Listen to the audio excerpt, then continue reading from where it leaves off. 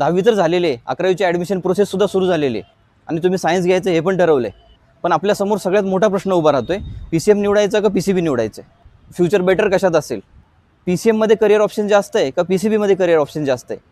हे असे बरेच प्रश्न तुमच्यासमोर येत आहेत.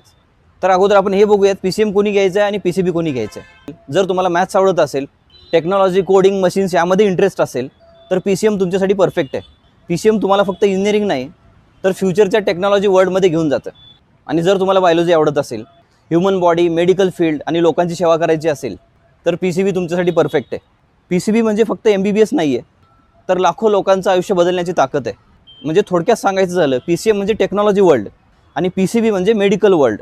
आणि करिअर ऑप्शनचा जर विचार केला, PCM म्हणजे फक्त इंजिनिअरिंग नाही किंवा PCB म्हणजे फक्त डॉक्टर नाही, तर असे भरपूर करिअर ऑप्शन्स आहेत PCM आणि PCB ग्रुपसाठी. तर जे काही आपण आज निवडतोय त्यासाठी फ्युचरमध्ये काय काय करिअर ऑप्शन्स आहेत हे माहिती असणं तुम्हाला खूप गरजेचं आहे.